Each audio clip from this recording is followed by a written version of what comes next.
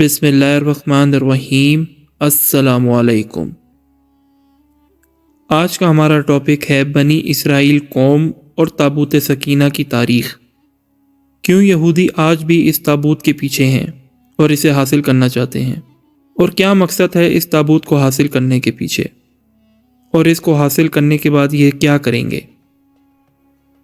آپ سب سے گزارش ہے کہ ویڈیو کو آخر تک دیکھیں، کوئی بھی پوائنٹ تاکہ آپ سے مس نہ ہو۔ دوستو، پوری دنیا میں یہودی آج بھی ملکوں پہ گھوم کر کھدائی کرتے ہیں۔ تابوت سکینہ کیا تھا اور اس کی اصل حقائق کیا ہیں، آئیں جانتے ہیں۔ کیوں یہ صندوق یہودیوں کے لیے زندگی موت کا مسئلہ بن گیا ہے، اور یہ یہودی صندوق کا کرنا کیا چاہتے ہیں۔ سب سے پہلے ہم قرآن مجید فرقان حمید میں نظر کرتے ہیں کہ اس صندوق کی کیا اہمیت تھی اور اس میں کیا تھا۔ ہمارے لیے قرآن پاک سے بڑھ کر اور کوئی حوالہ نہیں۔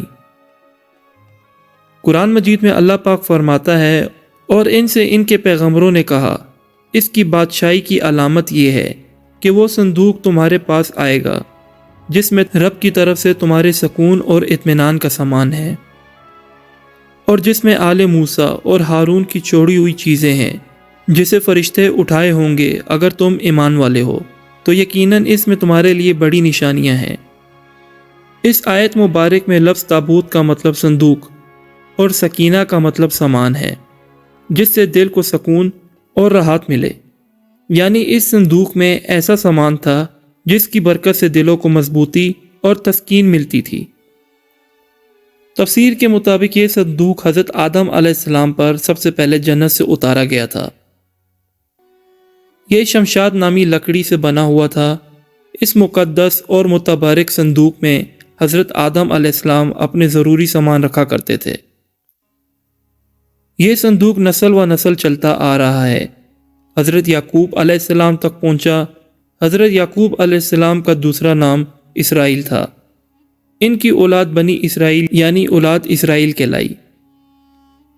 حضرت یعقوب علیہ السلام حضرت ابراہیم علیہ السلام کے بیٹے تھے، اور حضرت یعقوب علیہ السلام کے 12 بیٹے تھے، جن میں سے ایک کا نام یہودا تھا، جن کی نسل سے یہودیوں کا ظہور ہوا تھا۔ اگر ہم تفصیل تھوڑی سی اور مزید آگے لے جائیں تو یہودا حضرت یعقوب علیہ السلام کے بیٹے تھے، اور یہودا کے بیٹے حضرت داؤد علیہ السلام، جن پہ آسمانی کتاب بھی اتری ہے، جو کہ اللہ کے رسول بھی ہیں۔ حضرت داؤد علیہ السلام کے بیٹے حضرت سلیمان علیہ السلام، اور یہی سلسلہ چلتے چلتے حضرت مریم علیہ السلام، حضرت عیسیٰ علیہ السلام تک جا پہنچا۔ وقت کے ساتھ ساتھ یہ صندوق بنی اسرائیل کے پیغمبروں کے پاس آ گیا۔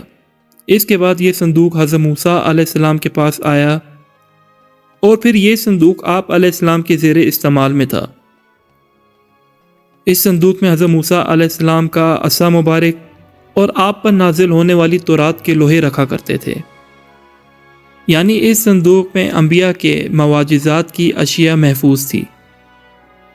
حضرت موسیٰ علیہ السلام کے اس دنیا سے رخصت ہونے پر ان کے لباس اور امامہ مبارک اور آسمان سے اتارے جانے والے من و سلوہ بھی اس صندوق میں محفوظ کر دیے گئے، اور یہ صندوق قوم کے سرداروں کی زیر نگرانی میں چلا گیا۔ یہ معجزات اللہ کی طرف سے ان انبیاء پر اتارے گئے تھے، کیونکہ اس کی برکت سے اس صندوق کو خاص فضیلت حاصل تھی۔ بنی اسرائیل کے لوگ اس صندوق کا بہت احترام کرتے تھے کہ اس صندوق کی برکت سے ان کو بہت زیادہ فائدے حاصل ہوتے۔ کوئی آسمانی آفت آتی تو یہ لوگ اس صندوق کے سامنے بیٹھ کر دعا کرتے، اور وہ آفت ختم ہو جاتی۔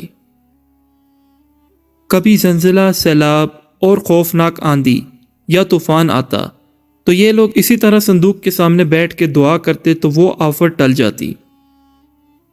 ایسے ہی جنگ کے دوران صندوق کو آگے رکھ کے بڑے سے بڑے لشکروں کا مقابلہ بھی کرتے، اور اسی طرح ان کے حوصلے بھی بلند ہو جاتے، اور ان کے دل لوہے کی طرح مضبوط ہو جاتے، اور مخالف دشمنوں کے واروں سے یہ بچ جاتے، اور بہت ہی کم جانی نقصان ہوتا۔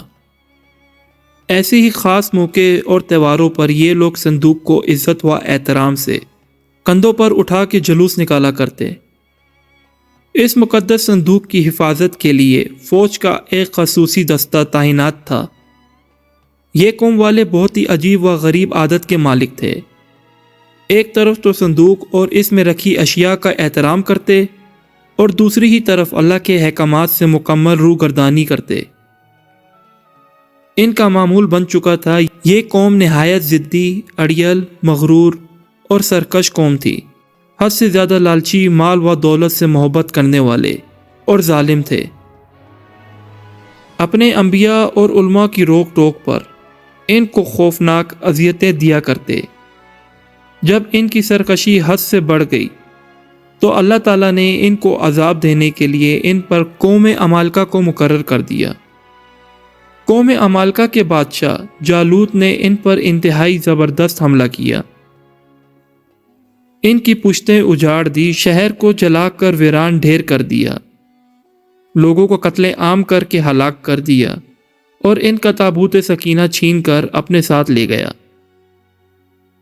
بادشاہ جالوت نے اس تابوت کو گندگی کے ڈھیر میں پھینک دیا۔ تابوت کی اس بے حرمتی پر اللہ کی طرف سے قوم عمالقہ پر اللہ کا عذاب نازل ہو گیا۔ جس شہر کی گندگی کے ڈھیر پر یہ صندوق پھینکا گیا تھا، اس شہر میں ایک عجیب وبا پھوٹ پڑی جس کا کسی حکیم کے پاس کوئی علاج نہ تھا۔ لوگ بہت تیزی سے لقمے اجل بننے لگے۔ حاکم شہر کے پاس پہنچ گئے۔ انہوں نے ان سب کو جمع کیا اور ان سے ان کے مرض کی وجہ پوچھی۔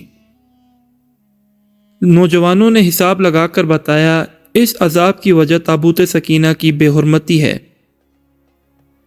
وہ لوگ اس صندوق کو بنی اسرائیل کو کسی بھی صورت میں واپس نہیں کرنا چاہتے تھے، کیونکہ یہ صندوق ایک دوسرے شہر میں پہنچا دیا گیا۔ حیرت انگیز طور پر صندوق پہنچنے کے بعد اس شہر میں وہی خوفناک مرض پھوٹ پڑا اور ہزاروں کی تعداد میں روزانہ انسان مرنے لگے۔ اس صندوق کی وجہ سے اس قوم کے 5 شہر مکمل طور پہ تباہ ہو گئے۔ مختلف آفات و امراض نے اس قوم کو اپنی لپیٹ میں لے لیا۔ اس کے بعد فیصلہ کیا گیا کہ یہ تابوت واپس بنی اسرائیل کو دے دیا جائے، کیونکہ صندوق ایک بیل گاڑی میں رکھا گیا اور اسے شہر سے نکال دیا گیا۔ خدا کی قدرت سے یہ بیل گاڑی صندوق کو لے کر سیدھا بنی اسرائیل کے ملک کی طرف روانہ ہو گئی۔ دوسری جانب اس زمانے میں بنی اسرائیل میں حضرت شمائیل علیہ السلام موجود تھے۔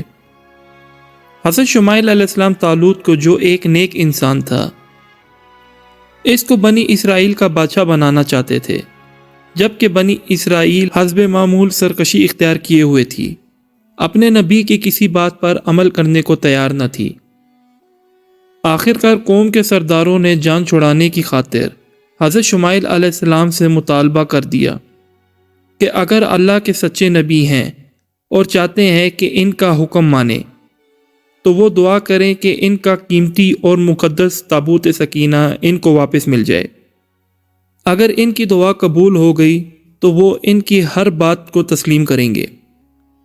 اس پر حضرت شمائیل علیہ السلام نے حکم ربی سے ان کے ساتھ وعدہ کر لیا، اگلے روز تابوت سکینہ خود بخود ان کے پاس پہنچ جائے گا۔ اس پر بنی اسرائیل کے سرداروں نے ان کا مذاق اڑانا شروع کر دیا، کیونکہ وہ لوگ قوم عمالقہ کے عذاب سے اچھی طرح واقف تھے۔ وہ جانتے تھے کہ ان کے قبضے سے اس تابوت کا واپس ملنا ایک ناممکن بات ہے۔ اگلے روز بیل گاڑی پر لدا ہوا تابوت سکینہ ان کو واپس مل گیا، جس پہ حسب وعدہ انہوں نے اپنے نبی کا حکم مان کر طالوت کو اپنا بادشاہ تسلیم کر لیا۔ تابوت سکینہ دوبارہ حاصل ہونے پر اس قوم کی حالت میں دوبارہ سے سدھار آنے لگا، لیکن ان کے اعمال وہی رہے۔ پھر حضرت داؤد علیہ السلام کا دور آیا۔ اس وقت تک یہ قوم خانہ بدوشوں کی طرح زندگی گزارتی تھی اور تابوت سکینہ بھی ایک خیمے میں رکھا کرتی تھی۔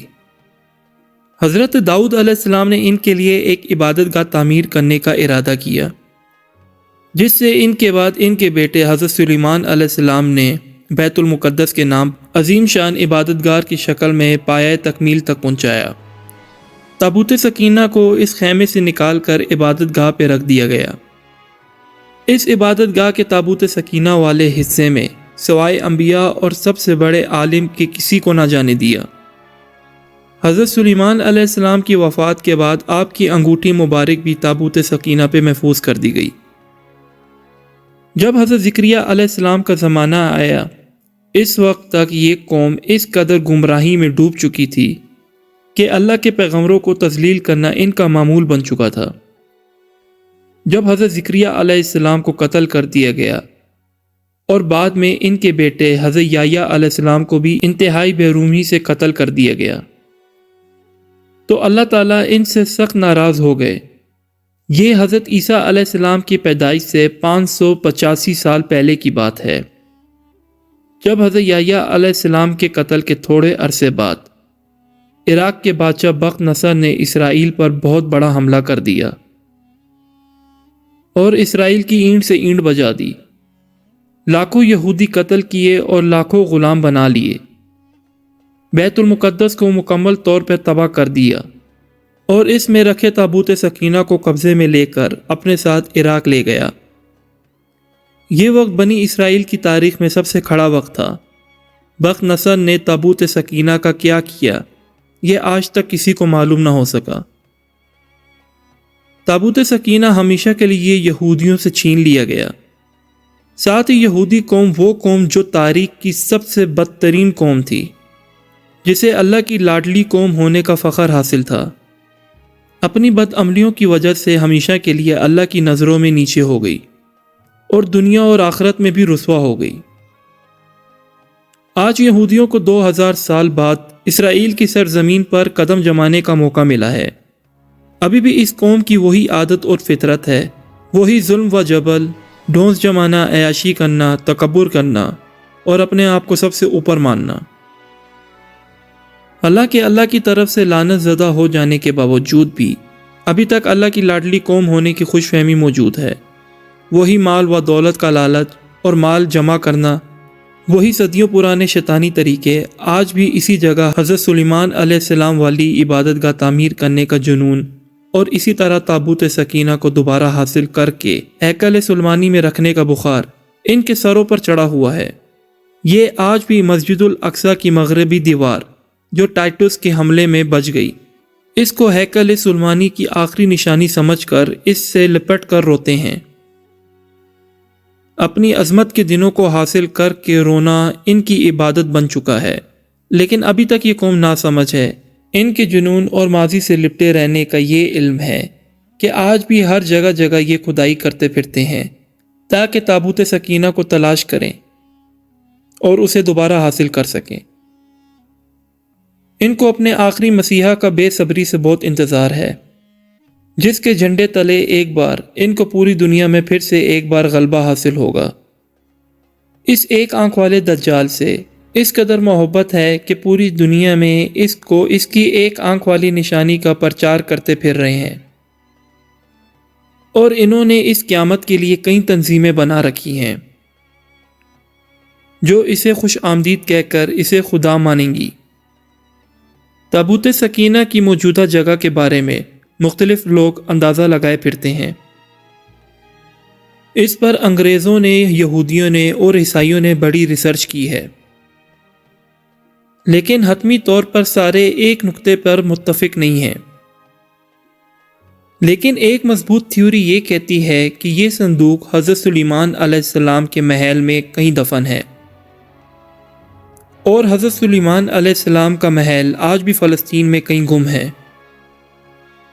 اس محل کو یہودی کافی عرصے سے ڈھونڈنے کی کوشش کر رہے ہیں اور آئے دن وہاں بیت المقدس میں کھدائی کرتے رہتے ہیں۔ بہرحال ان کی کوشش جاری ہے، لیکن ہر بار انہیں ناکامی کا سامنا اٹھانا پڑتا ہے اور حتمی طور پر انہیں کچھ حاصل نہیں ہوتا۔ یہ تابوت اس وقت کہاں ہے یہ کسی کو علم نہیں سوائے اللہ کے۔ ہوپ دوستو آپ لوگ کو آج کا ہمارا یہ ٹاپک پسند آیا ہوگا۔ اگر آپ اس کے بارے میں اور جاننا چاہتے ہیں تو ہمارے کمنٹ سیکشن میں ہمیں کمنٹ کریں، ہمارے چینل کو لائک کریں، سبسکرائب کریں اور شیئر کریں، اور بیل آئیکن کو بھی دبائیں۔ آنے والی ہر ویڈیو کا نوٹیفیکیشن آپ کو پہلے ہی مل جائے گا۔ اپنا بہت سارا خیال رکھیں۔ اللہ حافظ۔